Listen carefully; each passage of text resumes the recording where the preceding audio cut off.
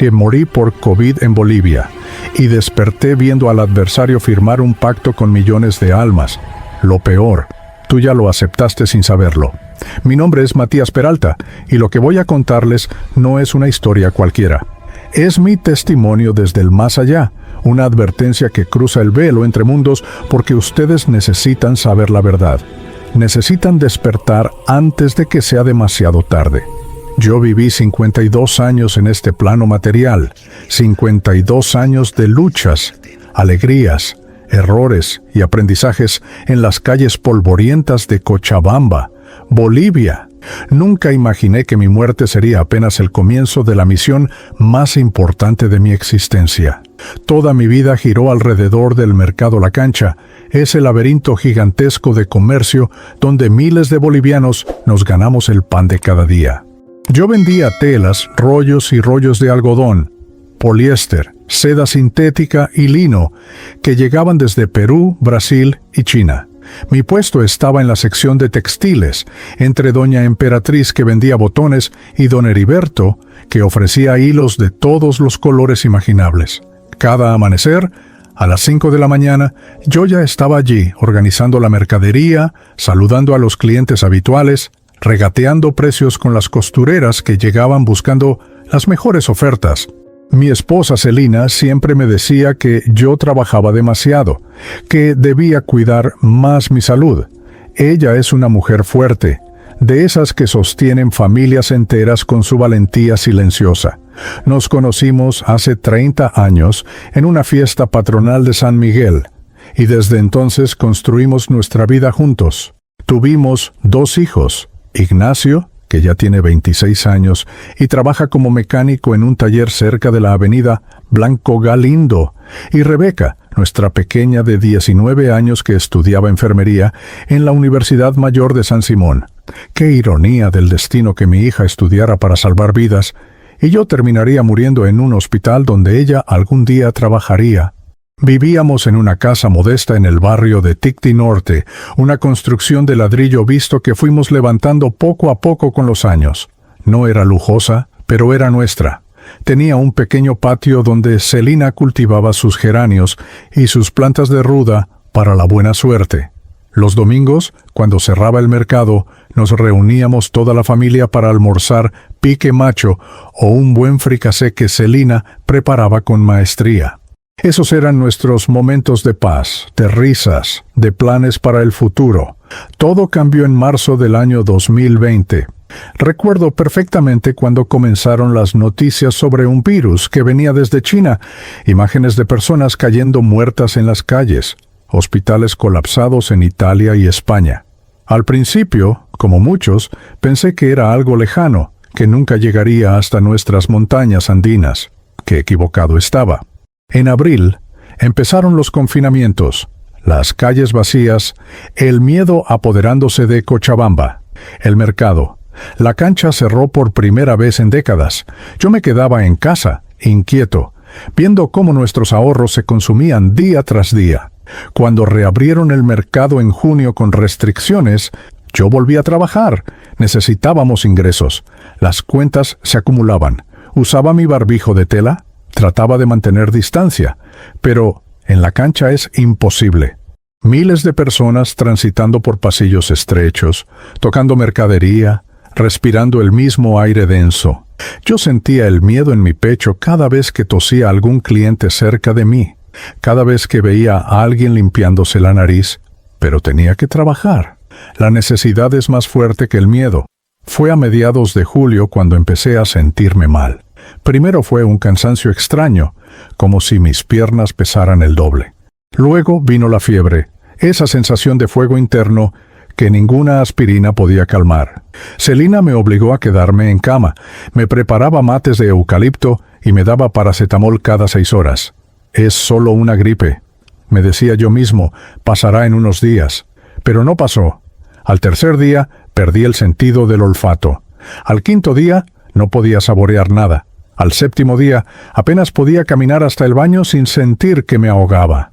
Ignacio consiguió un oxímetro prestado y cuando me midió la saturación de oxígeno, su rostro se puso pálido. Papá, marca 78. Tenemos que llevarte al hospital ahora mismo. Yo no quería ir. Los rumores en el barrio eran aterradores, que en los hospitales te dejaban morir solo, que no había camas, que entraban vivos y salían muertos. Pero mi respiración era cada vez más difícil, como si alguien apretara mis pulmones con sus manos invisibles. Celina llamó a una ambulancia, pero le dijeron que no había disponibilidad, que el sistema estaba colapsado. Entonces Ignacio y un vecino me cargaron hasta su auto, un viejo Nissan que apenas arrancaba. Recuerdo ese trayecto por las calles de Cochabamba como una pesadilla. Cada bache era una agonía en mi pecho, cada semáforo en rojo parecía una eternidad. Celina iba a mi lado, sosteniendo mi mano, rezando en voz baja. Virgen de Urcupiña, protégelo. San Miguel Arcángel, defiéndelo. Sus lágrimas caían sobre nuestras manos entrelazadas. Llegamos al Hospital Regional Viedma cerca de la medianoche. La entrada de emergencias parecía una zona de guerra. Decenas de personas esperando en camillas improvisadas, algunos con tanques de oxígeno caseros, otros simplemente sentados en el piso tratando de respirar. Los médicos y enfermeras corrían de un lado a otro con sus trajes de bioseguridad, como astronautas en un planeta hostil. El aire olía a desinfectante, a miedo, a muerte. Me hicieron una radiografía de tórax que confirmó lo que todos temíamos: neumonía bilateral grave, los pulmones completamente comprometidos por el COVID-19. Un médico joven, con ojeras profundas y la voz cansada, le explicó a Celina que necesitaba entrar a la unidad de cuidados intensivos, que mi caso era crítico. Pero no hay camas disponibles, dijo, con una honestidad brutal. Tendrán que esperar. Si se libera alguna, él entra. Esperamos 4 horas en ese pasillo del infierno. Yo entraba y salía de la conciencia, viendo rostros borrosos, escuchando llantos lejanos, sintiendo la mano de Celina apretando la mía. Finalmente, alguien murió y liberó una cama.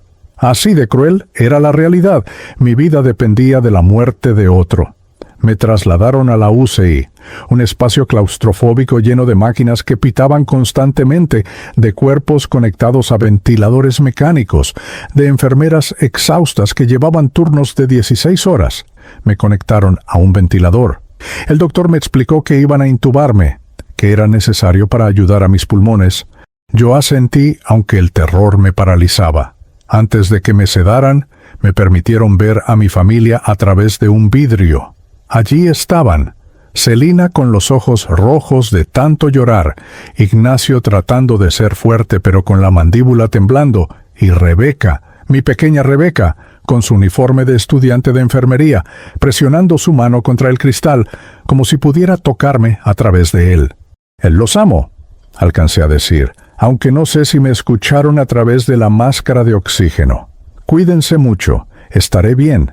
Mentiras piadosas que les decimos a quienes amamos para no aumentar su dolor. La enfermera me inyectó el sedante y todo se volvió oscuro. Los siguientes días fueron una nebulosa.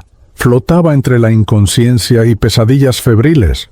Soñaba que me ahogaba en el lago Alalay, que alguien me perseguía por los pasillos infinitos de la cancha, que caía por un precipicio sin fondo. A veces, en breves momentos de lucidez, escuchaba las voces de los médicos hablando sobre mi estado. Saturación bajando. Necesita más oxígeno. La inflamación no cede. Yo quería gritar, decirles que estaba allí, que luchaba por vivir, pero mi cuerpo no me obedecía. Fue en la madrugada del 23 de julio cuando sentí que algo cambiaba. Una paz extraña comenzó a invadirme, como si el dolor se diluyera lentamente. Las máquinas a mi alrededor empezaron a sonar con alarmas urgentes. Escuché pasos rápidos, voces alteradas. «Lo estamos perdiendo. Más adrenalina. Preparen el desfibrilador». Pero yo ya no sentía pánico. Era como si estuviera separándome de todo aquello, como si esa lucha desesperada ocurriera a otra persona, no a mí. Y entonces sucedió. De repente, estaba flotando cerca del techo de la UCI, mirando hacia abajo. Allí estaba mi cuerpo, rodeado de médicos y enfermeras que presionaban mi pecho, que inyectaban medicamentos, que gritaban órdenes. Me veía a mí mismo, pálido, hinchado, conectado a tantos tubos y cables que parecía más máquina que humano. Era surreal, aterrador y extrañamente tranquilo al mismo tiempo. Vi cuando el doctor más joven, el que me había atendido al ingresar, miró el reloj y dijo con voz quebrada: «Hora de defunción, 3:47 de la madrugada». Vi cómo apagaban las máquinas una por una, cómo cubrían mi cuerpo con una sábana blanca. Vi a la enfermera, que me había cuidado durante días, limpiarse las lágrimas bajo el protector facial. Y en ese momento comprendí la verdad que cambiaría todo. Matías Peralta había muerto. Yo había muerto, pero mi conciencia seguía allí, más despierta que nunca. Y lo que vendría después sería mucho más impactante que la muerte misma. No sé cuánto tiempo pasé flotando sobre mi cuerpo sin vida en aquella UCI del Hospital Regional Viedma. El tiempo dejó de tener sentido. Podían haber sido minutos u horas. Todo se sentía extrañamente suspendido, como si la realidad misma se hubiera ralentizado. Veía a las enfermeras preparando mi cuerpo, desconectando los cables, limpiando las manchas de sangre. Una de ellas, una mujer mayor con canas asomando bajo su cofia, hizo la señal de la cruz sobre mi pecho antes de cubrirme completamente. Ese gesto me conmovió profundamente, aunque ya no tenía lágrimas físicas para derramar. Fue entonces cuando sentí una atracción magnética, como si algo invisible tirara de mí hacia abajo, hacia un lugar oscuro y denso. Intenté resistirme, aferrarme a la luz tenue de la UCI, pero era inútil. Era como ser arrastrado por una corriente submarina imposible de vencer. La habitación del hospital comenzó a difuminarse. Las paredes se volvieron translúcidas y de repente estaba cayendo a través de capas de densidad creciente, atravesando lo que parecían velos de niebla gris cada vez más espesa. Cuando finalmente dejé de caer, me encontré de pie en un lugar que desafía toda descripción lógica. No era exactamente un lugar físico, pero tampoco era completamente etéreo. Era como una versión distorsionada y enferma de la realidad que conocía. Mis pies tocaban algo similar al suelo, pero la textura era extraña, como ceniza compactada o tierra húmeda que nunca se seca completamente. El aire, si es que podía llamarse así, era denso y gris, cargado de una pesadez que aplastaba el ánimo. Me encontraba en lo que parecía ser una ciudad abandonada, pero no cualquier ciudad. Era una amalgama perturbadora de arquitecturas latinoamericanas en diferentes estados de deterioro. Reconocí edificios que parecían sacados de La Paz, con sus estructuras de ladrillo típicas de El Alto, pero a medio construir, y cubiertos de una mugre indefinible. Había calles que recordaban a los barrios marginales de Lima, con construcciones de calamina oxidada y escaleras de concreto que no llevaban a ninguna parte. Todo estaba sumido en una penumbra perpetua, iluminado apenas por una luz difusa que no provenía de ninguna fuente visible, como el resplandor enfermizo de un cielo cubierto por ceniza volcánica. El silencio era abrumador, pero no completo. Había sonidos distantes, ecos de lamentos, murmullos incomprensibles, como si miles de voces susurraran al mismo tiempo sin decir nada coherente. Y entonces los vi, los otros espíritus. Había cientos, quizás miles de ellos, vagando sin rumbo por aquellas calles desoladas. Algunos caminaban en círculos repetitivos, como autómatas atrapados en un bucle infinito. Otros estaban sentados contra paredes inexistentes, con la mirada perdida en la nada. Muchos, para mi horror, todavía llevaban barbijos o mascarillas quirúrgicas, y algunos incluso arrastraban tubos de oxígeno inexistentes. Me acerqué a uno de ellos, un hombre de aspecto indígena con rasgos aymaras, que repetía una y otra vez: «Tengo que llegar al hospital, tengo que llegar al hospital». Le toqué el hombro y mi mano atravesó su forma semitransparente como si fuera humo. Él ni siquiera me miró, simplemente siguió caminando en círculos, atrapado en su última obsesión terrenal. Sentí un escalofrío que recorrió lo que quedaba de mi conciencia. ¿Ese sería mi destino? ¿Quedarme atrapado aquí, repitiendo mis últimos momentos de vida por toda la eternidad? El pánico comenzó a apoderarse de mí. Empecé a correr sin dirección, buscando una salida, gritando nombres de mis seres queridos: Celina, Ignacio, Rebeca, pero mi voz sonaba ahogada, como si gritara bajo el agua. Las calles se extendían infinitamente en todas direcciones, cada una idéntica a la anterior en su desolación.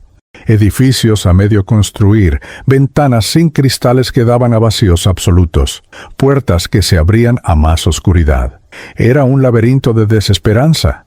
No sé cuánto tiempo corrí por ese infierno gris. Pasé junto a escenas que me destrozaban el alma. Una mujer joven que mecía en sus brazos un bebé que no estaba allí, cantándole una canción de cuna en quechua. Un anciano que intentaba una y otra vez abrir la puerta de lo que parecía haber sido su casa, sin comprender por qué su mano atravesaba la manija. Grupos de espíritus apiñados juntos, aferrándose unos a otros en busca de un consuelo que no llegaba. Todos eran víctimas del COVID. Todos habían muerto en circunstancias similares a la mía. Y todos estábamos perdidos en este lugar que después aprendería a llamar por su nombre verdadero: el umbral inferior.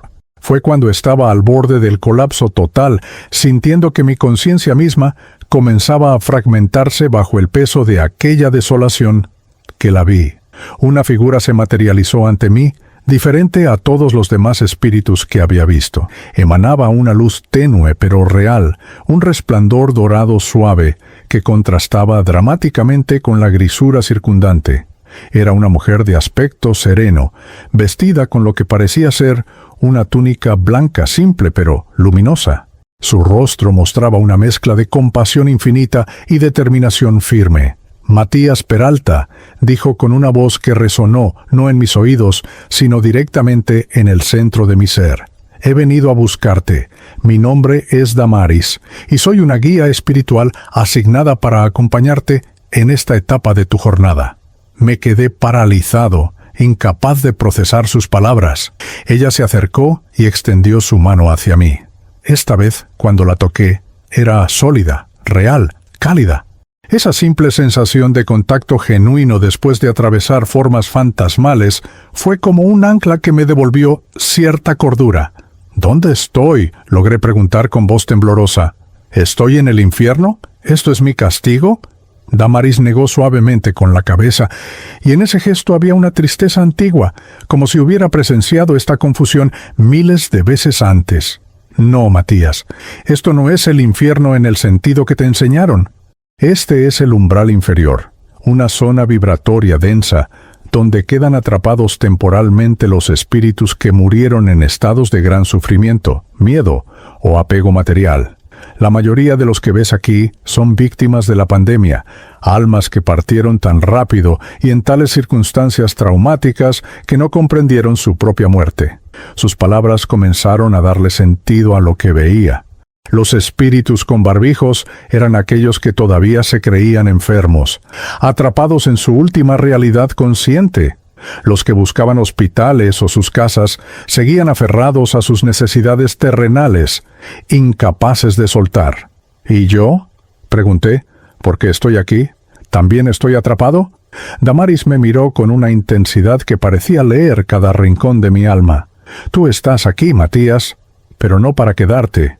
Hay una razón específica por la cual fuiste traído a este plano. Tienes una misión que cumplir, un testimonio que dar. Pero antes de que puedas comprender tu propósito, hay algo que necesitas presenciar». Tomó mi mano con firmeza y comenzó a caminar, guiándome a través de aquellas calles fantasmales. A medida que avanzábamos, noté que los espíritus perdidos se apartaban de nuestro camino, como si la luz que emanaba Damaris los repeliera suavemente. Algunos nos miraban con ojos suplicantes, otros ni siquiera registraban nuestra presencia. «¿No puedes ayudarlos?», le pregunté, sintiendo una compasión dolorosa por aquellas almas atrapadas. «Hay otros trabajadores de la luz que vienen regularmente a rescatar a quienes están listos para ascender», explicó Damaris. «Pero muchos no están listos todavía. Sus mentes están tan aferradas a la materia, tan llenas de miedos y apegos, que rechazan la ayuda. Deben primero agotarse en su propia ilusión antes de despertar a la realidad espiritual. Caminamos durante lo que parecieron horas, aunque el tiempo en ese plano era completamente distorsionado. El paisaje iba cambiando sutilmente.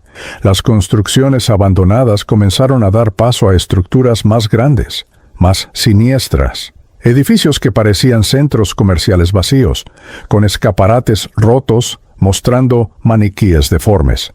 Plazas desiertas con fuentes secas y estatuas corroídas de figuras que no reconocía. Era como si ese lugar fuera una parodia cruel del mundo material, un reflejo distorsionado de todas nuestras creaciones terrenales despojadas de vida y propósito. El umbral inferior es, en esencia, una creación colectiva, explicó Damaris mientras avanzábamos. Es moldeado por los pensamientos, miedos y vibraciones densas de millones de almas encarnadas y desencarnadas. Cada guerra, cada pandemia, cada crisis que sume a la humanidad en el miedo masivo expande este lugar, y algo terrible está ocurriendo ahora mismo. La pandemia no fue solo una crisis sanitaria en el plano físico, abrió portales vibratorios, debilitó las barreras entre dimensiones, y ciertas entidades oscuras están aprovechando esta oportunidad. Sus palabras me llenaron de un temor diferente, más profundo que el miedo a estar perdido. Era el temor a comprender que había fuerzas en juego mucho más grandes y oscuras de lo que jamás imaginé durante mi vida.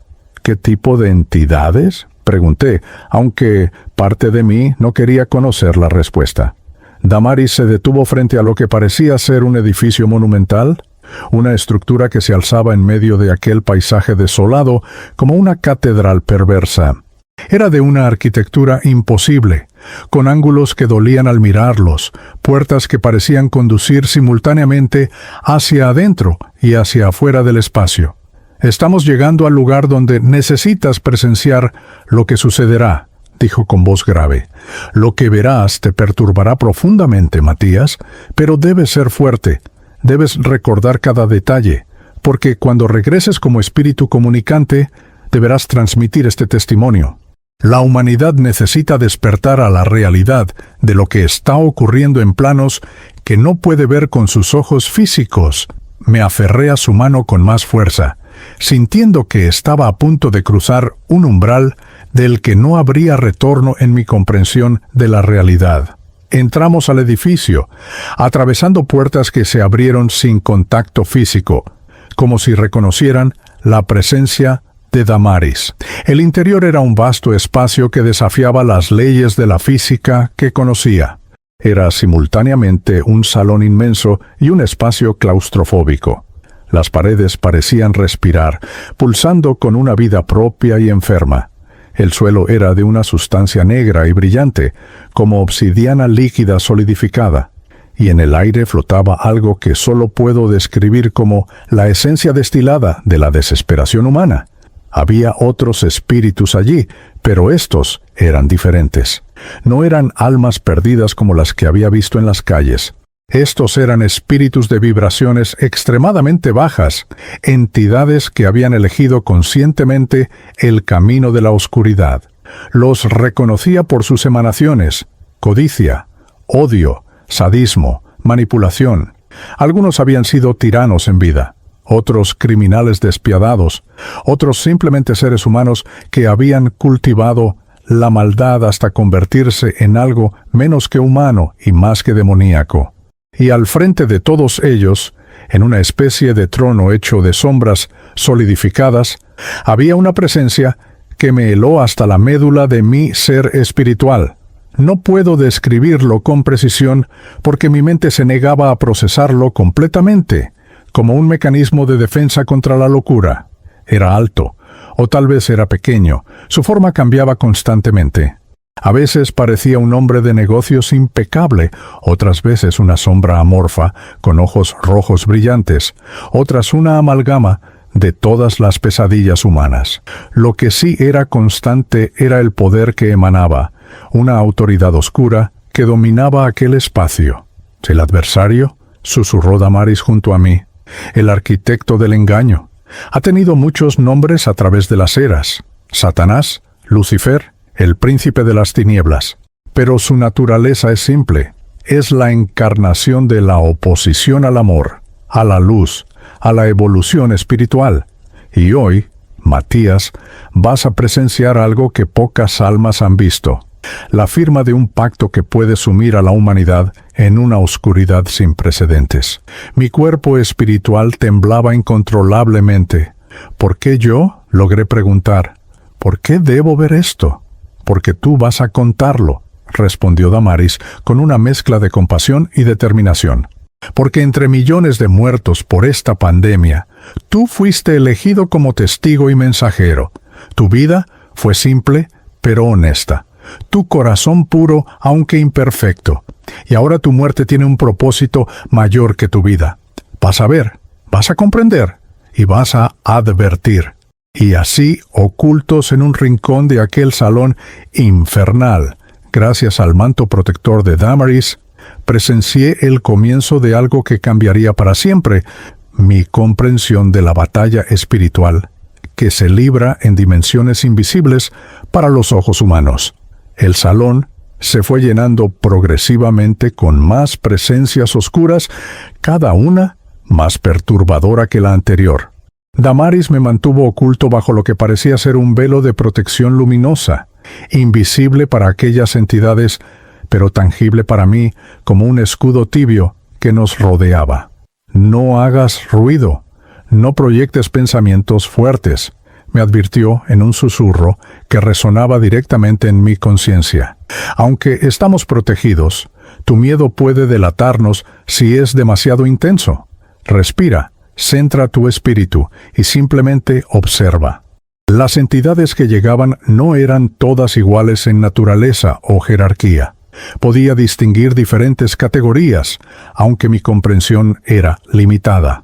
Había espíritus que claramente habían sido humanos en algún momento, pero que se habían corrompido tanto que apenas quedaban rastros de su humanidad original. Reconocí entre ellos lo que parecían ser antiguos dictadores, sus formas espectrales todavía emanando la arrogancia y crueldad que los caracterizaron en vida. Vi lo que supuse eran espíritus de sacerdotes corruptos, sus vestimentas etéreas manchadas con la oscuridad de los abusos cometidos bajo el manto de la religión. Había empresarios que habían construido imperios sobre la miseria ajena, sus formas rodeadas de cadenas de oro que paradójicamente los aprisionaban. Pero había otras presencias que nunca habían sido humanas. Estas eran más aterradoras porque no tenían ninguna referencia a lo conocido. Eran entidades de puro bajo astral, seres que existían únicamente para alimentarse de las vibraciones densas del sufrimiento, el odio y el miedo humano. Algunas parecían sombras con múltiples ojos brillantes, otras eran formas geométricas imposibles que dolían al observarlas, y otras simplemente eran presencias que se sentían más que se veían, como vacíos ambulantes de antiamor. En el centro del salón, sobre una plataforma elevada que parecía hecha de cristal negro, apareció un objeto que captó la atención de todos. Era algo similar a un libro o pergamino, pero emanaba una oscuridad tan densa que parecía absorber la poca luz que existía en aquel lugar. Su superficie brillaba con símbolos que se movían y cambiaban constantemente, escrituras en idiomas que nunca existieron en el plano físico, geometrías que representaban conceptos de dominación y esclavitud espiritual. El adversario se levantó de su trono de sombras y se acercó al pergamino con movimientos que eran simultáneamente elegantes y repulsivos. Cuando habló, su voz resonó en múltiples frecuencias, como si 1000 voces hablaran al unísono, algunas seductoras, otras amenazantes, todas ellas cargadas de un poder que hacía temblar la estructura misma de aquel espacio dimensional. Hermanos de la oscuridad, servidores del caos, arquitectos de la desesperación, comenzó con un tono que mezclaba la solemnidad de un ritual antiguo con el entusiasmo de quien está a punto de lograr una victoria largamente planeada. Durante eones hemos trabajado en las sombras, influyendo sutilmente, plantando semillas de discordia, cosechando sufrimiento. Pero nunca antes habíamos tenido una oportunidad como la que se nos presenta ahora. La pandemia que azota el mundo físico no fue obra nuestra, eso lo reconozco con humildad, y aquí hizo una pausa, como si saboreara la ironía de sus palabras. Pero sí hemos sabido aprovecharla magníficamente. El miedo masivo ha abierto grietas en las barreras vibratorias. El aislamiento ha debilitado las conexiones humanas. La desesperación ha hecho que millones cuestionen la existencia de un orden divino benévolo. Hizo un gesto amplio con lo que parecía ser su brazo, y ante nosotros se desplegó una visión panorámica del mundo físico. Era como mirar a través de una ventana dimensional hacia la Tierra. Podía ver ciudades en cuarentena, hospitales abarrotados, calles vacías, personas encerradas en sus hogares con rostros marcados por la ansiedad. Vi protestas violentas en algunas regiones, gobiernos implementando medidas cada vez más autoritarias, economías colapsando, familias destruidas no solo por la enfermedad, sino por la desesperación financiera. Y sobre todo aquello, como una red invisible de filamentos oscuros, se extendía una telaraña de influencia que conectaba a aquellas entidades malignas con el mundo de los vivos. Lo que firmaremos hoy, continuó el adversario, es un pacto de coordinación sin precedentes. Cada uno de ustedes tiene sus especialidades, sus métodos preferidos de corrupción.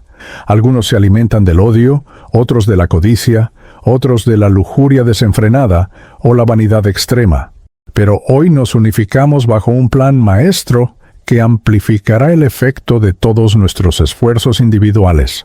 Chasqueó sus dedos, o lo que fuera que tuviera en lugar de dedos, y el pergamino se abrió, revelando lo que solo puedo describir como un mapa estratégico de la caída espiritual de la humanidad. El pacto tiene 5 pilares fundamentales, declaró mientras señalaba el pergamino donde símbolos se iluminaban con cada punto que mencionaba. Primero, la distracción perpetua. Mantendremos a las masas sumergidas en entretenimiento superficial, tecnología adictiva, redes sociales que consumen su atención y energía vital. Mientras sus mentes estén ocupadas con trivialidades, con compararse unos con otros, con consumir contenido vacío sin cesar, no tendrán tiempo ni capacidad para la reflexión espiritual genuina, para cuestionar el propósito de sus existencias, para conectar con lo divino. Una de las entidades, que parecía estar compuesta enteramente de luz azul enfermiza, habló con voz sibilante. Ya hemos logrado avances significativos en este frente. Las estadísticas del mundo físico son prometedoras. Los humanos revisan sus dispositivos móviles un promedio de 150 veces al día. Pasan más tiempo interactuando con pantallas que con otros seres humanos. La dopamina generada por las notificaciones y los me gusta crea adicciones neurológicas reales. Es hermoso. Las demás entidades emitieron sonidos de aprobación que sonaban como vidrios quebrándose. El adversario asintió con satisfacción. Segundo pilar, el materialismo extremo. Cultivaremos la creencia de que el valor de una persona se mide únicamente por lo que posee, por su estatus económico, por las marcas que viste, por el auto que conduce, por la casa en la que vive. Haremos que asocien la felicidad exclusivamente con la adquisición material. Promoveremos la envidia constante, el deseo insaciable de tener más, siempre más. Cuando los humanos están esclavizados por sus deudas, por sus hipotecas, por sus tarjetas de crédito, se convierten en hámsters en ruedas infinitas, trabajando sin cesar para pagar cosas que no necesitan, sin tiempo ni energía para alimentar sus almas. Vi en la visión panorámica cómo esto se manifestaba. Centros comerciales abarrotados el día después de Acción de Gracias, personas peleándose por productos en descuento, jóvenes mostrando sus compras en videos para obtener validación de extraños, familias endeudadas hasta el cuello, pero con casas llenas de objetos que apenas usan. Y, sobre cada uno de ellos, como sanguijuelas invisibles, había espíritus oscuros alimentándose de la energía densa que generaban esas obsesiones materiales. Tercer pilar, continuó el adversario con creciente entusiasmo, la división y el odio. Fragmentaremos a la humanidad en grupos cada vez más pequeños y antagónicos. Los haremos pelear por política, por religión, por raza, por género, por orientación sexual, por nacionalidad, por equipos de fútbol, por cualquier diferencia que podamos explotar. Amplificaremos las voces más extremas en cada bando, silenciaremos las voces moderadas y conciliadoras. Haremos que vean enemigos en sus vecinos, en sus compañeros de trabajo, incluso en sus propias familias. Cuando los humanos están ocupados odiándose entre sí, no pueden unirse en amor, que es la única fuerza que verdaderamente nos amenaza. La visión mostró escenas de violencia, protestas que se convertían en disturbios, familias divididas por diferencias políticas que dejaban de hablarse durante años, redes sociales donde el discurso se había vuelto tan tóxico que la empatía parecía haber muerto, líderes políticos y religiosos que en lugar de unir a sus pueblos, los dividían deliberadamente para mantener el poder. Y entre cada grieta de división, las entidades oscuras insertaban sus garras, ensanchando las fisuras, susurrando justificaciones para el odio. Cuarto pilar, la desesperanza y la desconexión espiritual. Promoveremos el nihilismo, la creencia de que nada tiene sentido, de que no hay propósito más allá de la existencia física, de que la muerte es el final absoluto y por lo tanto nada importa realmente. Haremos que la ciencia materialista se convierta en el único árbitro de la verdad, descartando cualquier dimensión espiritual como superstición ignorante. Vaciaremos las iglesias no necesariamente convirtiéndolos en ateos, sino haciendo que la religión se vuelva tan hipócrita, tan corrupta, tan vacía de genuina espiritualidad que las personas se alejen con asco. Y cuando hayan perdido la fe en algo mayor que ellos mismos, cuando crean que solo son carne que eventualmente se pudre, caerán fácilmente en la desesperación. Vi suicidios en aumento, especialmente entre jóvenes. Vi adicciones que consumían vidas enteras, drogas, alcohol, pornografía, juegos de azar. Vi personas que tenían todo materialmente, pero estaban vacías espiritualmente, llenando el vacío con terapias superficiales, con gurús falsos que prometían iluminación instantánea por un precio, con filosofías de autoayuda que solo reforzaban el egoísmo. Y sobre todo ello, el adversario y sus huestes se regocijaban. Y el quinto pilar, el más crucial de todos, dijo el adversario, y su voz tomó un tono casi reverencial hacia su propia maldad, la aceptación voluntaria. No queremos esclavos que sepan que son esclavos, porque eventualmente se rebelarían. Queremos esclavos que amen sus cadenas, que defiendan su propia esclavitud, que ataquen a quien intente liberarlos. Haremos que cada paso hacia su degradación espiritual lo sientan como liberación, como progreso, como evolución. La lujuria desenfrenada la llamarán libertad sexual. La codicia extrema la llamarán ambición saludable. El egoísmo absoluto lo llamarán amor propio. La superficialidad la llamarán autenticidad. Y cualquiera que señale el peligro será tachado de retrógrado, de intolerante, de enemigo del progreso. El pergamino comenzó a brillar con una intensidad cegadora de luz negra, si tal paradoja puede existir. Y entonces, uno por uno, las entidades comenzaron a acercarse. Vi espíritus de antiguos esclavistas poniendo su marca, entidades que habían sido inquisidores torturadores, espíritus de genocidas, de abusadores de niños, de tiranos que habían sumido naciones enteras en el sufrimiento. Pero también vi espíritus de personas que en vida habían parecido respetables, líderes religiosos que habían usado la fe para controlar y abusar, empresarios que habían destruido ecosistemas enteros por ganancias, políticos que habían traicionado a sus pueblos, científicos que habían creado armas de destrucción masiva, todos firmando, todos comprometiéndose a coordinar sus esfuerzos de corrupción. Y lo más aterrador vino después. El adversario hizo otro gesto y la visión cambió, mostrándonos ahora no el mundo físico, sino algo que Damaris me susurró que era el plano astral inferior, la capa vibratoria que rodea la Tierra y donde los pensamientos y emociones humanas toman forma. Y allí vi algo que me horrorizó más que todo lo anterior. Millones de hilos brillantes conectando desde aquel salón oscuro hacia personas vivas en la Tierra. No eran todas las personas, pero eran muchas, demasiadas. Estos, explicó el adversario con orgullo perverso, son los humanos que ya han aceptado el pacto sin saberlo. Cada decisión que toman, cada valor que abandonan, cada hora que desperdician en la vacuidad, cada pensamiento de odio que cultivan, cada acto de egoísmo que cometen, es una firma en nuestro contrato. No necesitan ceremonias satánicas, no necesitan vender conscientemente su alma. Simplemente necesitan vivir de acuerdo con los 5 pilares que hemos establecido.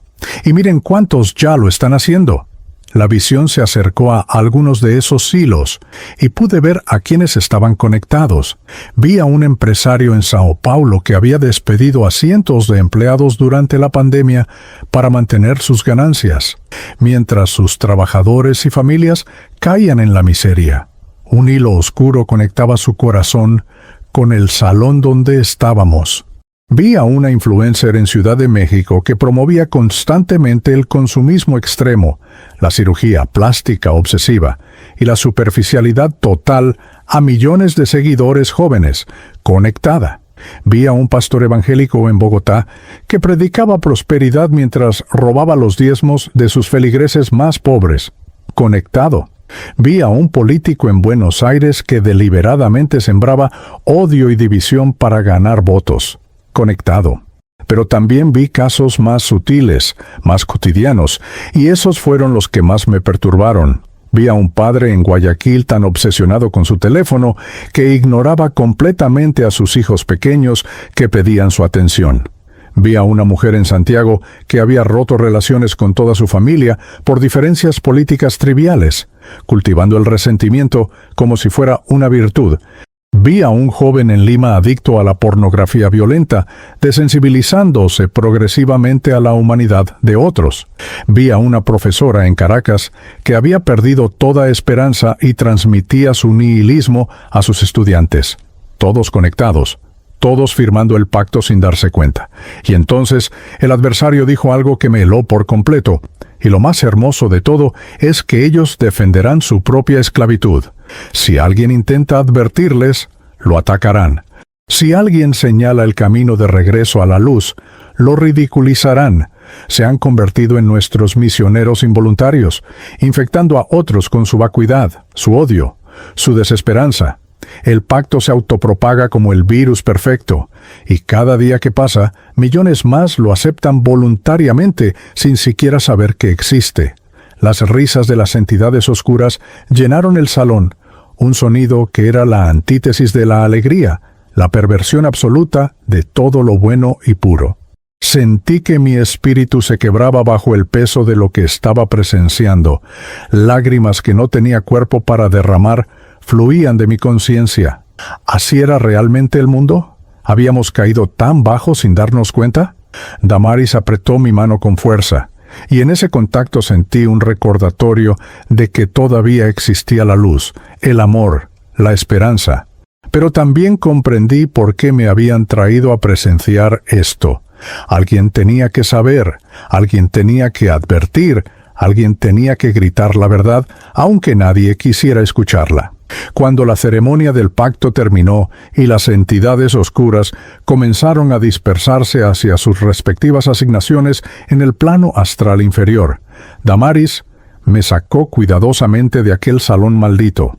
Mis energías espirituales estaban completamente agotadas por el horror de lo que había presenciado. Era como si mi conciencia misma estuviera contaminada por haber estado en presencia de tanta maldad concentrada. Ella me llevó a un espacio intermedio, una especie de cámara de transición entre el umbral inferior y planos más elevados, donde la densidad comenzaba a aligerarse levemente. «Respira», me indicó, aunque técnicamente yo ya no respiraba en el sentido físico. Pero entendí a qué se refería. Debía centrar mi energía espiritual, reorganizar los fragmentos de mi conciencia que se habían dispersado bajo el peso del trauma. Poco a poco, comencé a recuperar cierta estabilidad. «Lo que viste es real, Matías», me dijo Damaris con una seriedad absoluta, «pero es solo una parte de la realidad. Mientras el adversario y sus huestes trabajan incansablemente por la perdición de las almas, también existen jerarquías completas de seres de luz que trabajan por su salvación. La batalla es eterna, y el campo de batalla es el corazón humano. Pero si lo que vi es verdad», logré articular, todavía conmocionado, «entonces la humanidad ya está perdida. Vi a millones conectados a ese pacto oscuro. ¿Cómo pueden salvarse si ni siquiera saben que están encadenados?» Damaris me miró con una mezcla de compasión y determinación. «Por eso existes tú ahora, Matías. Por eso fuiste elegido como testigo.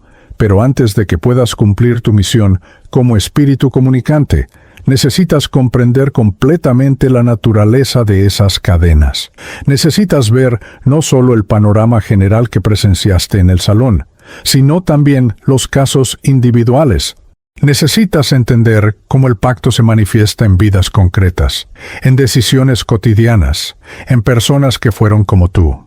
Extendió su mano y ante nosotros se abrió lo que solo puedo describir como una ventana dimensional múltiple. Era como tener acceso simultáneo a docenas de vidas humanas en desarrollo, como si pudiera ver a través de los ojos del universo mismo. «Voy a mostrarte casos específicos», explicó Damaris. «Almas que han aceptado el pacto sin saberlo, encadenándose voluntariamente a través de sus elecciones.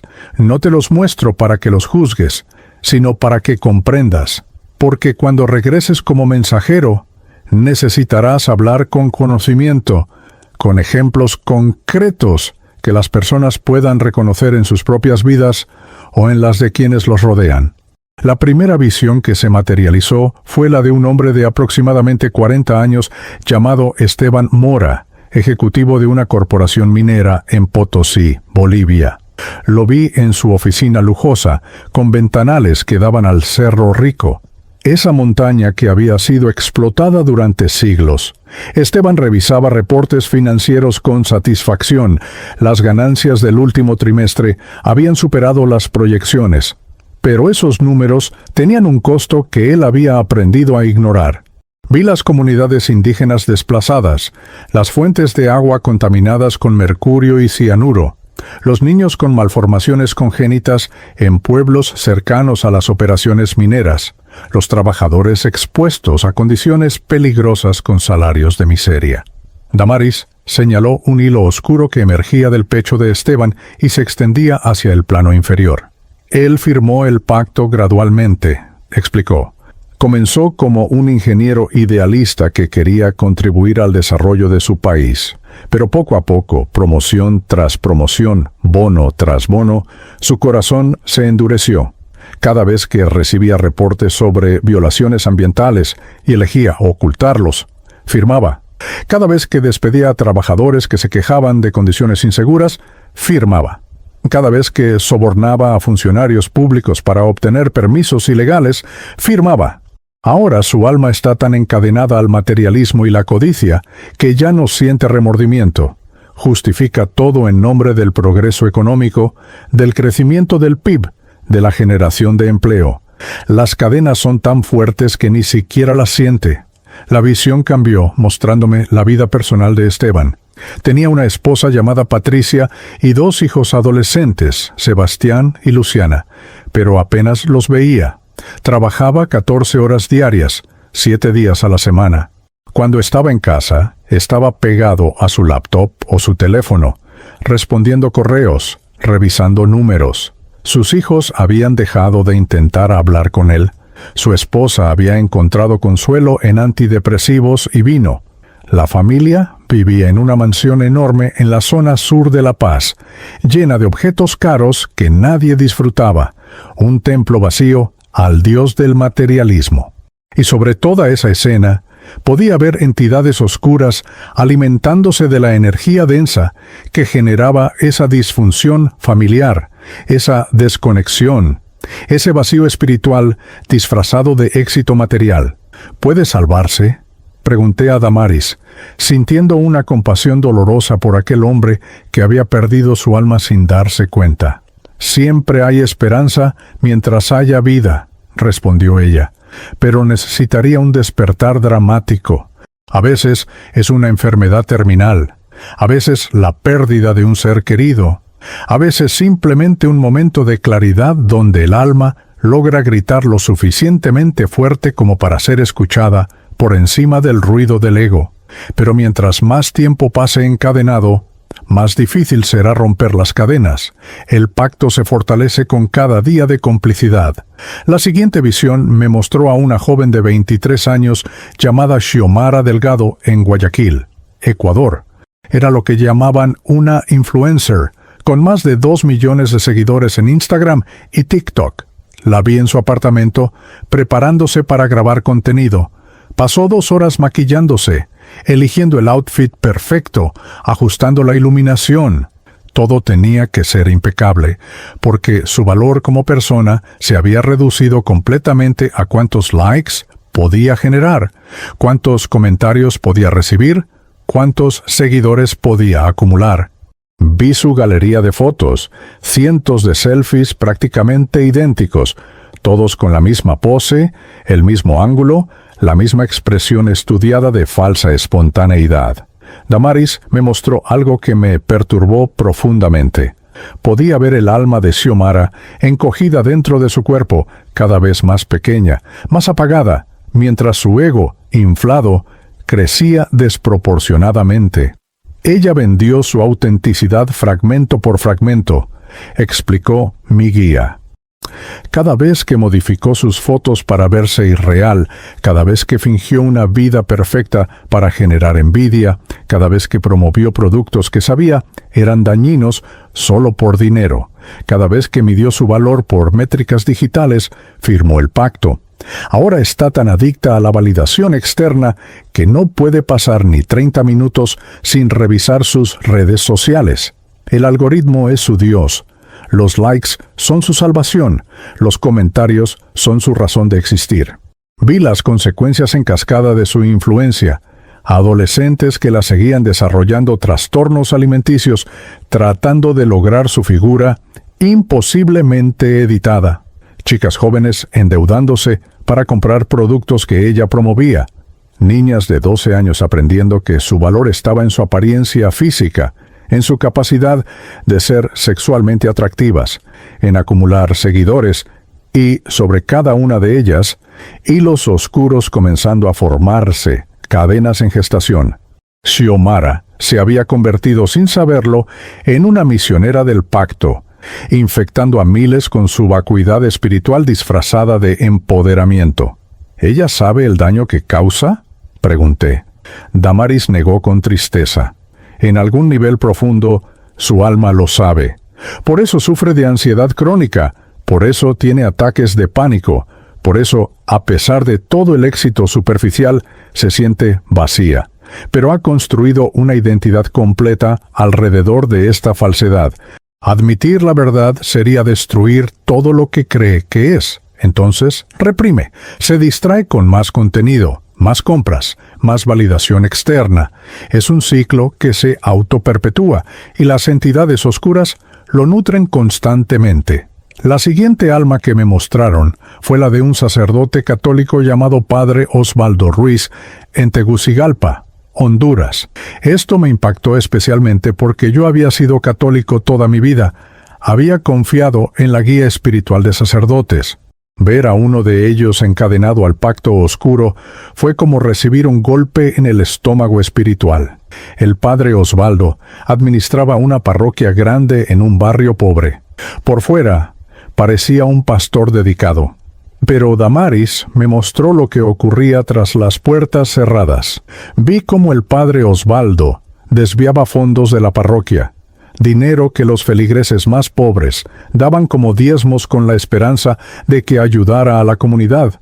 Ese dinero terminaba en su cuenta personal, financiando un apartamento secreto donde mantenía una relación con una mujer, bebía whisky caro y vivía una doble vida de hipocresía absoluta. Pero lo peor no era su corrupción financiera o moral.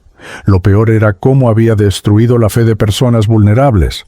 Vi a una mujer que había acudido a él después de ser violada, buscando consuelo espiritual, y él le dijo que probablemente había sido su culpa, que debía perdonar a su agresor y olvidar el asunto. Vi a un joven que había confesado sus dudas de fe, y el padre Osvaldo lo había condenado con tal dureza que el muchacho había caído en depresión suicida. «Este es uno de los peores tipos de cadenas», dijo Damaris con una tristeza profunda. Churboson, cuando quienes supuestamente representan lo divino actúan con tal oscuridad, no solo se condenan a sí mismos, sino que alejan a cientos de almas de la verdadera espiritualidad. Cada persona que pierde la fe porque un líder religioso la traicionó es una victoria para el adversario.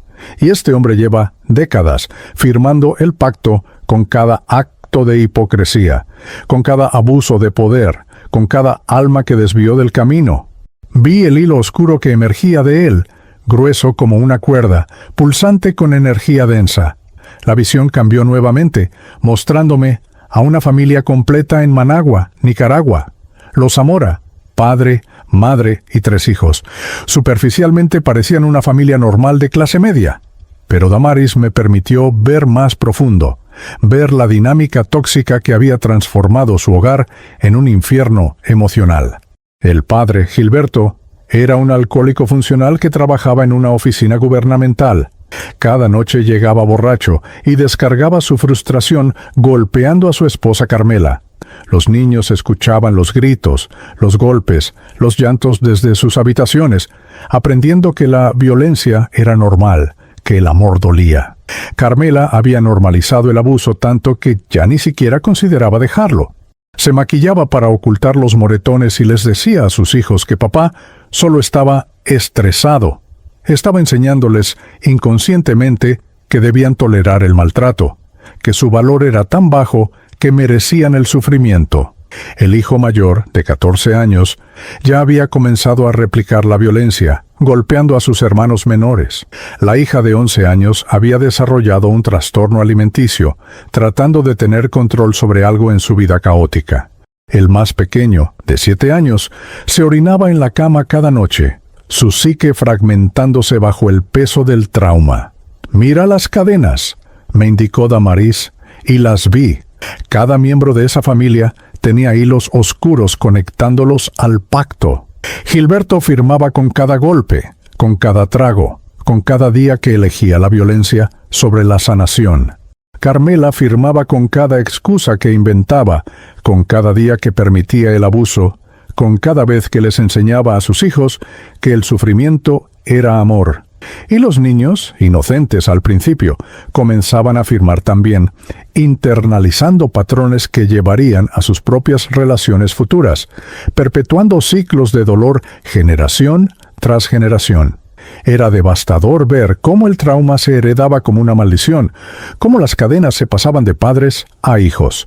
Me mostraron más casos, uno tras otro, hasta que mi conciencia estuvo saturada de horror y compasión. Vi a un político en San Salvador que había vendido su integridad hace tanto tiempo que ya no recordaba que se sentía tener principios. Vi a una doctora en Lima que había comenzado su carrera queriendo salvar vidas, pero ahora solo veía pacientes como fuentes de ingresos, recomendando procedimientos innecesarios para aumentar sus ganancias. Vi a un maestro en Quito que había perdido toda pasión por educar y ahora solo cumplía mecánicamente, transmitiendo su nihilismo a estudiantes que necesitaban inspiración. Vi a una madre en Asunción tan adicta a las telenovelas y redes sociales que había abandonado emocionalmente a sus hijos, criándolos con negligencia mientras ella escapaba a mundos de fantasía digital. Pero lo que más me impactó fueron los casos cotidianos. Las personas comunes que parecían normales, pero estaban profundamente encadenadas. Vi a un empleado de oficina que pasaba 8 horas diarias odiando su trabajo, otras 4 viendo televisión basura para anestesiarse y las restantes durmiendo para escapar. Su vida entera era una evasión de la vida misma, una muerte en vida, y las entidades oscuras lo mantenían en ese estupor porque un alma dormida no busca la luz. Vi a una abuela que había dedicado toda su vida a cultivar rencores, guardando cada ofensa, alimentando cada resentimiento, hasta que su corazón se había convertido en un depósito de veneno que contaminaba a todos a su alrededor. Vi a jóvenes perdidos en adicciones a pornografía, cada vez más violenta y degradante, desensibilizándose a la humanidad del otro, reduciendo el sexo de acto sagrado de unión a simple descarga mecánica. Vi a personas obesas hasta el punto de la inmovilidad, usando la comida como droga para llenar vacíos espirituales, matándose lentamente con cada bocado compulsivo. Vi a ancianos tan amargados por vidas mal vividas que dedicaban sus últimos años a envenenar a sus familias con su toxicidad, desperdiciando oportunidades finales de redención. ¿Ves ahora la magnitud del problema?, me preguntó Damaris después de lo que parecieron horas de visiones. El pacto no necesita ceremonias satánicas. Se firma en decisiones diarias, en pequeñas traiciones al alma, en compromisos graduales con la oscuridad que parecen insignificantes individualmente, pero que acumulados encadenan completamente. Y lo más trágico es que la mayoría muere sin jamás despertar a su propia esclavitud.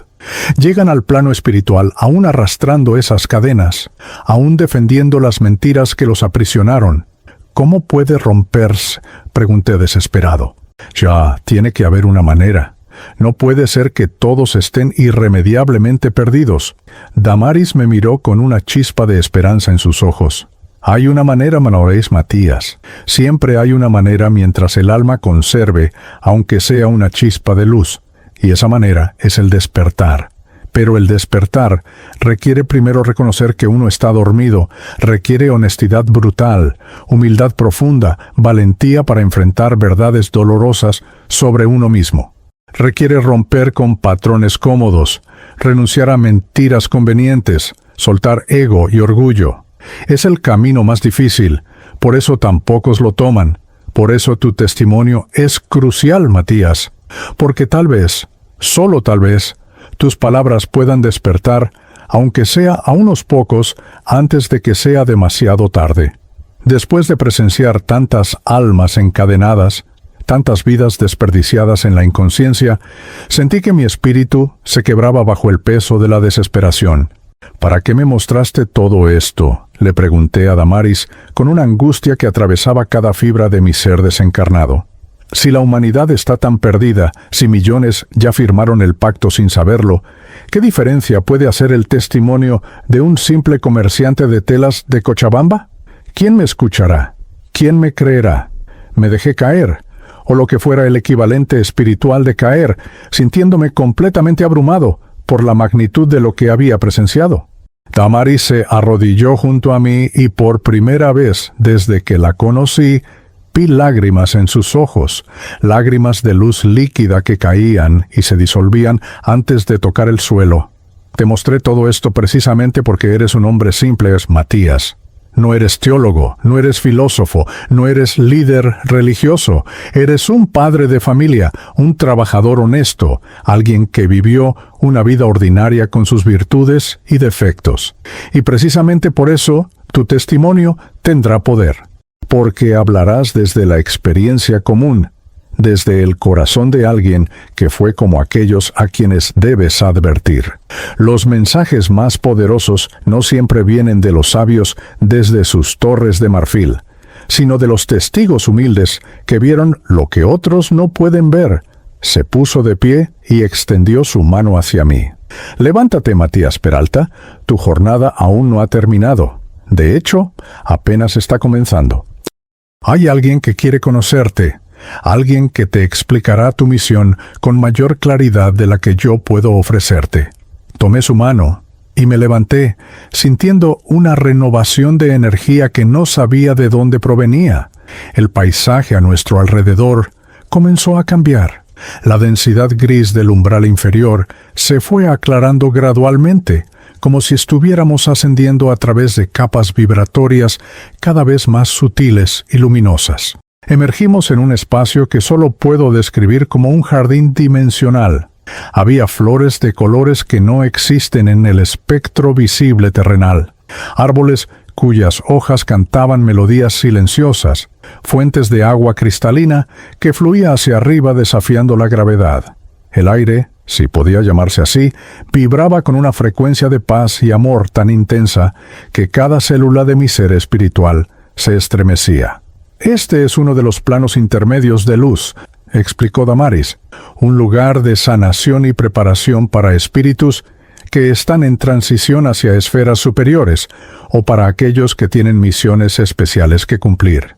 En el centro del jardín había una estructura que parecía un templo sin paredes, columnas de luz que sostenían un techo translúcido a través del cual se veían constelaciones que nunca había observado desde la Tierra. Y allí, esperándome, había 3 figuras radiantes. No eran como Damaris, cuya luz era suave y acogedora. Estos seres emanaban una luminosidad tan intensa que casi no podía mirarlos directamente.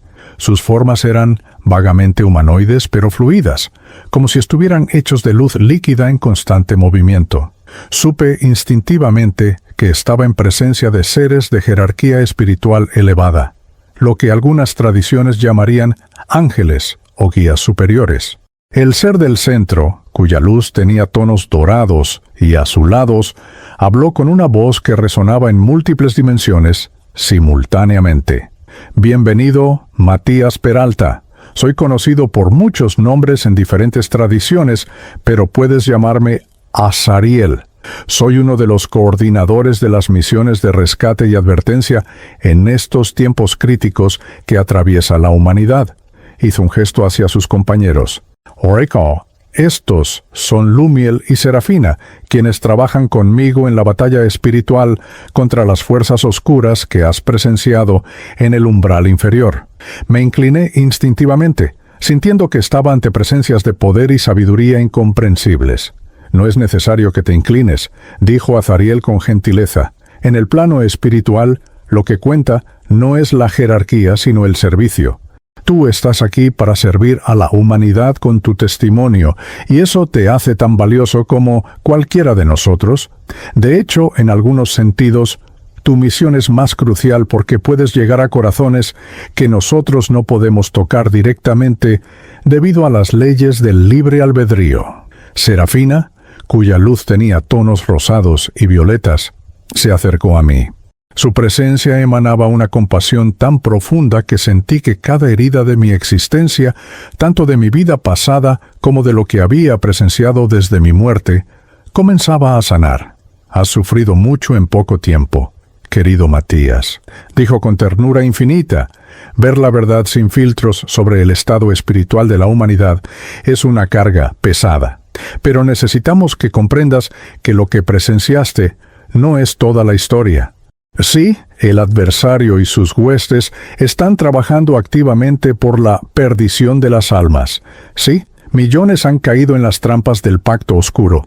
Pero también hay millones que resisten, que luchan, que buscan la luz, incluso sin saber exactamente qué están buscando. Lumiel, cuya luz tenía tonos plateados y verdes, agregó: por cada alma que viste encadenada, hay otra que está rompiendo sus cadenas.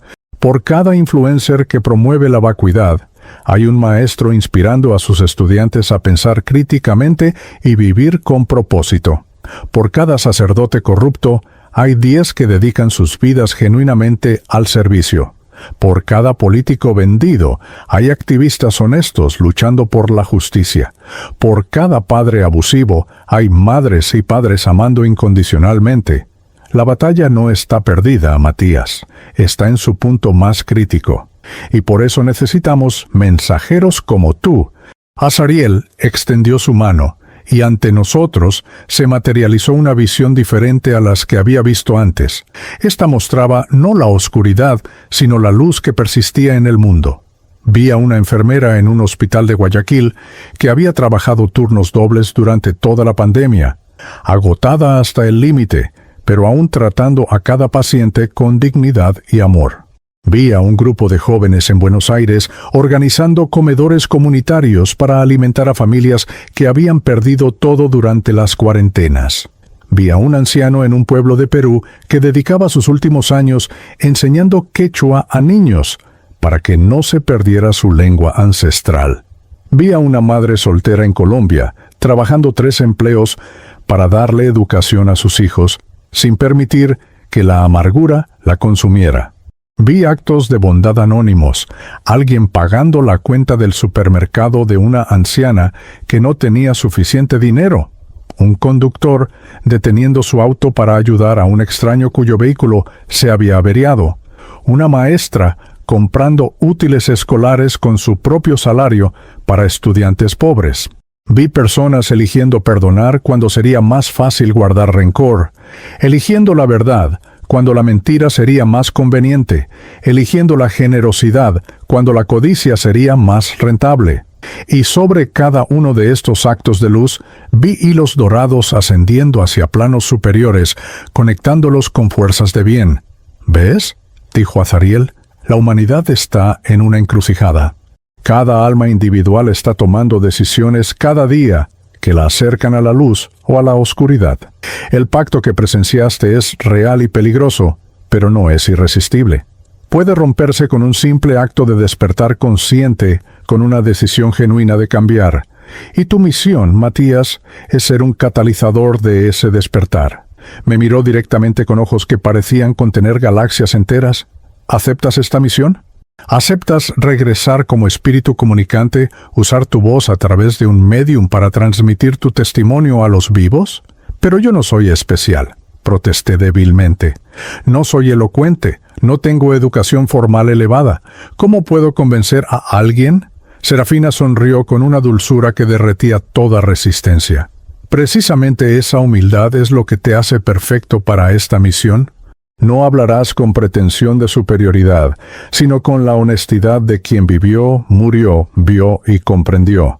Tu lenguaje será simple, pero poderoso porque vendrá del corazón, y los corazones reconocen la verdad cuando la escuchan, sin importar cuán elegantemente esté expresada. Lumiel agregó: tu testimonio se centrará en 5 mensajes fundamentales que debes transmitir con absoluta claridad. Primero, el pacto oscuro es real, no es metáfora ni alegoría.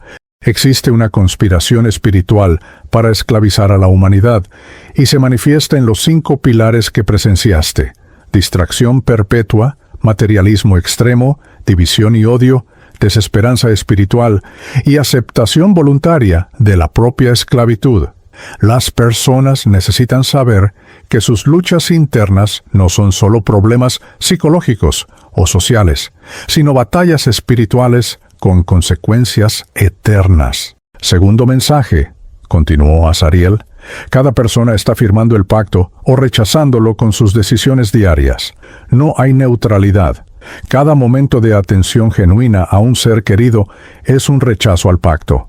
Cada acto de generosidad desinteresada rompe cadenas. Cada momento de conexión espiritual auténtica es una victoria contra la oscuridad. Pero también cada hora desperdiciada en entretenimiento vacío, cada pensamiento de odio cultivado, cada acto de egoísmo, cada momento de desconexión espiritual fortalece las cadenas. Las personas deben comprender que sus vidas aparentemente ordinarias son en realidad campos de batalla espirituales. El tercer mensaje, dijo Serafina, es que las cadenas pueden romperse en cualquier momento a través del despertar consciente. No importa cuán profundamente esclavizada esté un alma, mientras tenga vida física, tiene oportunidad de liberarse. El primer paso es reconocer las cadenas, lo cual requiere honestidad brutal consigo mismo. El segundo es decidir conscientemente romperlas, lo cual requiere voluntad y coraje. El tercero es actuar consistentemente según valores espirituales, genuinos: amor, verdad, servicio, humildad, gratitud, compasión. No es un camino fácil, pero es el único camino hacia la verdadera libertad. Cuarto mensaje, agregó Lumiel. La pandemia fue usada como catalizador por las fuerzas oscuras, pero también puede ser catalizador para el despertar. El sufrimiento masivo, cuando se procesa correctamente, puede llevar a transformaciones profundas. Las personas deben preguntarse, ¿qué aprendí de esta crisis? ¿Me acercó o alejó de lo espiritual? ¿Fortalecí o debilité mis conexiones genuinas con otros? ¿Salí más materialista o más consciente de lo que realmente importa? Las respuestas honestas a estas preguntas revelarán si firmaron el pacto o lo rechazaron durante ese tiempo crítico. Y el quinto y último mensaje, concluyó Azariel con una solemnidad que hizo temblar el espacio mismo, es que el tiempo se acaba. La ventana de oportunidad para el despertar masivo no permanecerá abierta indefinidamente. Mientras más almas caigan en las redes del pacto, más se fortalece la oscuridad en el plano astral y más difícil se vuelve para las almas nuevas resistir la influencia. Hay un punto de no retorno que se aproxima. No estamos hablando del fin del mundo en sentido físico, sino de un endurecimiento espiritual colectivo donde la mayoría quedará tan atrapada en la ilusión material que perderá completamente la capacidad de percibir la realidad espiritual. Esa sería una verdadera era de oscuridad. El peso de estos 5 mensajes cayó sobre mí como una montaña. ¿Y cómo transmitiré todo esto?, pregunté. ¿Cómo funcionará la comunicación? Damaris, quien había permanecido en silencio observando el intercambio, ahora habló. Te vincularemos con un médium en el plano físico. Alguien cuya sensibilidad psíquica y disposición espiritual permiten que espíritus como tú se comuniquen a través de su escritura. Es lo que llaman psicografía. Tú pensarás, recordarás, sentirás, y esas impresiones se transmitirán a la conciencia del médium, quien las plasmará en palabras escritas. No será exactamente como hablar directamente, pero tu esencia, tu testimonio, tu mensaje, llegarán intactos. Serafina añadió, el proceso de comunicación ocurrirá pronto. El médium ya está siendo preparado, aunque no lo sabe conscientemente todavía.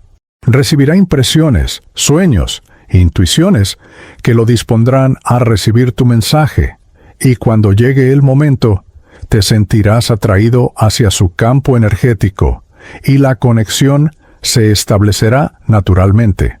Entonces, narrarás todo lo que has visto, todo lo que has comprendido, tal como lo experimentaste. Pero después de cumplir mi misión, pregunté con cierto temor, ¿qué pasará conmigo? ¿Dónde iré? Azariel sonrió, y en esa sonrisa había promesas de belleza más allá de mi comprensión. Después de cumplir tu misión como espíritu comunicante, Matías, se te darán opciones. Podrías ascender a planos superiores de luz para continuar tu evolución espiritual. Podrías elegir reencarnar nuevamente en la Tierra para seguir aprendiendo lecciones que necesitas. Podrías unirte a nosotros en el trabajo de rescate de almas perdidas en el umbral. Tu vida no fue perfecta. Tuviste tus errores y defectos, pero tu corazón era fundamentalmente bueno, y tu servicio a través de este testimonio te abrirá muchas puertas. Me mostraron entonces una visión de lo que me esperaba después, un lugar de luz indescriptible, donde almas evolucionadas estudiaban las leyes cósmicas, trabajaban en proyectos de ayuda a mundos encarnados, se reunían con seres queridos que habían partido antes, continuaban creciendo en amor y sabiduría. Vi que eventualmente me reuniría con Celina, con mis hijos, con todos aquellos que amé. Vi que el sufrimiento de mi muerte de COVID no había sido en vano, sino que sería transformado en un mensaje de advertencia y esperanza para miles. ¿Estás listo?, me preguntó Damaris finalmente. ¿Aceptas esta misión de ser mensajero desde el más allá? Pensé en todo lo que había presenciado, el horror del umbral inferior, la maldad del pacto oscuro, las almas encadenadas sin saberlo, pero también la luz que persistía, la esperanza que no moría, el amor que continuaba fluyendo incluso en los tiempos más oscuros. Pensé en mi familia en la tierra, llorando mi muerte sin saber que yo seguía consciente, trabajando ahora por algo más grande que mi pequeña vida individual. Sí, dije con una determinación que no sabía que poseía. Acepto. Contaré mi testimonio, advertiré a quien quiera escuchar. Y si mi voz solo logra despertar a un alma, solo logra romper las cadenas de una persona, solo logra hacer que alguien cuestione su esclavitud voluntaria, entonces mi muerte habrá tenido más significado que toda mi vida. Los 3 seres de luz brillaron con mayor intensidad y sentí sus bendiciones envolviéndome como un manto protector. Y ahora, mientras narro esto a través del médium que escribe estas palabras, mientras mi conciencia fluye desde el plano espiritual hacia el físico formando oraciones y párrafos, cumplo la misión que acepté. Yo, Matías Peralta, comerciante de telas de Cochabamba, padre de familia, hombre ordinario que vivió una vida ordinaria, les advierto desde el más allá, despierten. El pacto es real. Las cadenas son reales, pero también es real su capacidad de romperlas. Cada momento que dedican a amar genuinamente es una victoria. Cada instante de conexión espiritual auténtica es un golpe contra la oscuridad. Cada decisión de vivir con propósito y valores es un rechazo al pacto. No necesitan ser santos perfectos, solo necesitan estar despiertos, conscientes, luchando. Porque la batalla se libra en sus corazones, en sus hogares, en sus decisiones diarias. Y el resultado de esa batalla determinará no solo su destino individual, sino el destino colectivo de la humanidad. Vi al adversario firmar el pacto. Vi a millones aceptándolo sin saberlo. Pero también vi que la luz no ha sido vencida. Y vine a recordarles que todavía pueden elegir, todavía pueden despertar, todavía hay esperanza. Pero el tiempo se agota. Por favor, despierten antes de que sea demasiado tarde. Este es mi mensaje desde el más allá. Esta es mi advertencia. Esta es mi súplica, que tengan oídos para escuchar y corazones para comprender.